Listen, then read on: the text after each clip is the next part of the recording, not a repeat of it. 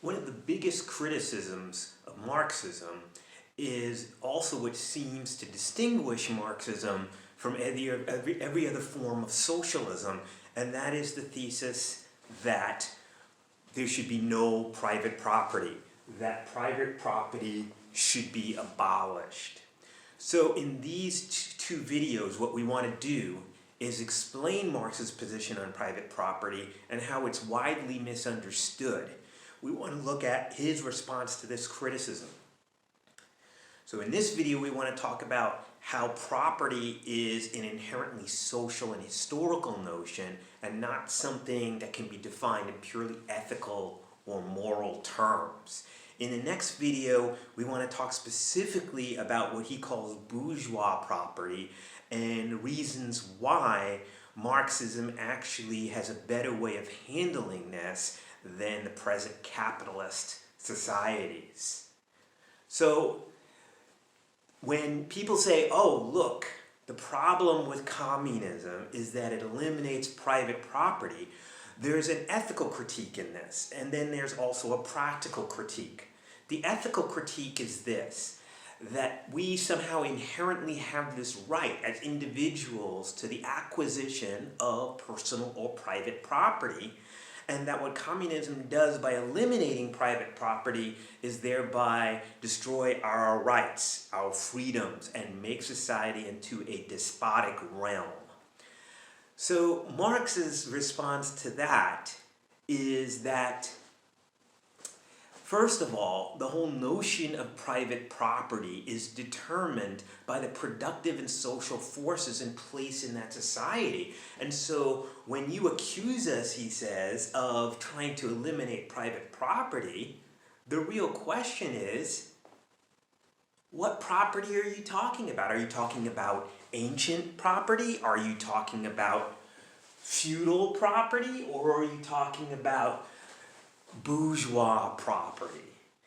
See, when you go to these different social structures resting on productive structures, as he's already argued, you will see that in each of these cases, the whole notion of property is different. There is no univocal notion of property. Take, for example, the ancient idea. I've written Aristotle's term for property that really became translated into Latin in the same way, and that's the idea of ktasis. And ktasis comes from the Greek word katao, which literally means to grab, or to take hold of, or to take possession of. And so thus, ancient ideas of property were just simply what you possessed. And so if you're a pretty strong person, you might be able to possess a lot. And you might take them from other people who cannot hold on to it, and therefore you have possession. You might have even heard the old term, possession is 9/10 of the law.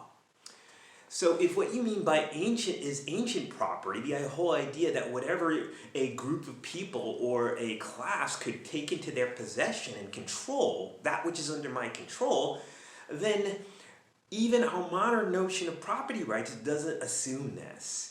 Indeed, just because you possess something doesn't mean you have a right to it.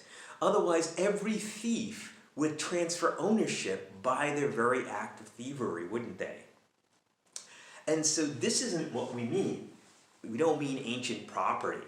Well, perhaps what we mean is the feudal notion of property. And this is embodied in the word, the main word in feudalism for property, and that is a fief. A fief is a grant of land that is given to a lord or a vassal by a superior. The whole idea behind it even comes from the word we use called fee, which in the old French meant that which is a payment for a service. In other words, an exchange or a barter for service to a higher or a superior. And so the whole concept went from, it is a hierarchical notion, a class notion of that inherently those in the higher classes, especially the king, granted from God, possesses or protects the land and is thereby granted access to that land in exchange for service to God.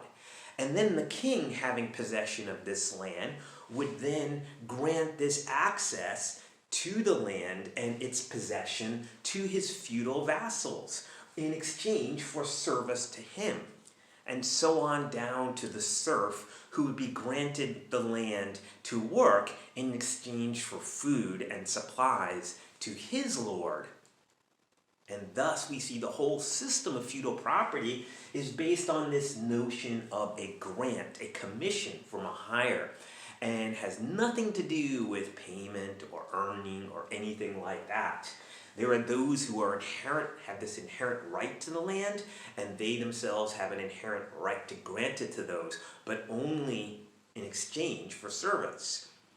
Or perhaps what you mean is a peasant or artisan idea of property.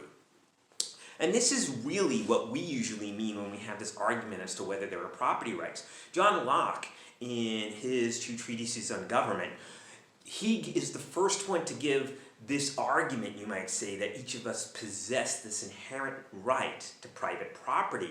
And this idea of property comes from the word proper, if you notice. And what is proper in Old English is what belongs to the self. And so I am my own property precisely because I am myself. The parts of my body are proper to me, and therefore I have inherent control over them by the very creation of God. Then what happens is this, as a being with intelligence and free will, I have the ability to what? To then take possession of a piece of land. Now that possession in and of itself doesn't give me it as property, as proper to myself. But when I start working that land, when I start laboring, I transform that land, I transform that material unto things that are mixed literally with what is proper to me.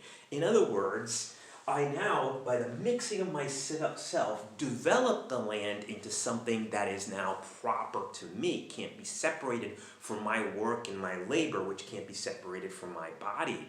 And so therefore it becomes my property, the product of my labor. And actually Marx is going to agree completely with this notion. If you remember in the video on human nature, he talks specifically as humans, as producers, as those who are seeking to actualize themselves in the world, produce things which are then mixed or express their very being and therefore are proper to them, are their proper products of labor. And the critique of capitalism is that it actually destroys this notion of property. So think of the artisan or peasant in the late Middle Ages as manufacturing first starts to take place, and as farmers are able to get their own land and artisans are able to open up their own shops. In each of these cases, you do not have a separation between their labor, they're the ones laboring, the land that they're laboring on, or the shop that they're laboring in, or the means of production. All are under one roof, all belong to or are the product of a single person. And so therefore, this, he says, this idea that Locke is giving us is really a product of a certain stage of the destruction of feudal society. And itself, this notion of property is what is being destroyed by capitalism. And so, what we have, when the bourgeois capitalist is arguing that we should have this right of property, is actually something very different. He calls this bourgeois capital, and capital is the crucial notion here. So what is capital? Well, capital, strictly speaking, just means the means or basis by which production takes place. So it involves both the laborer, the equipment, everything that creates things with exchange value. And even the things with exchange value are, properly speaking, capital, precisely because they themselves can become the basis for new capital, new production.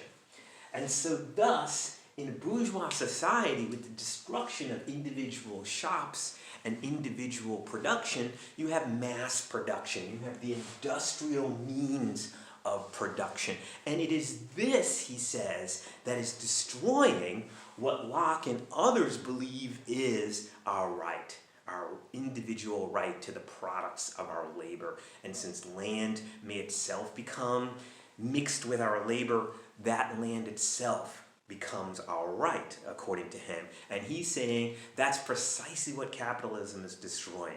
In our next video, we will examine this more closely.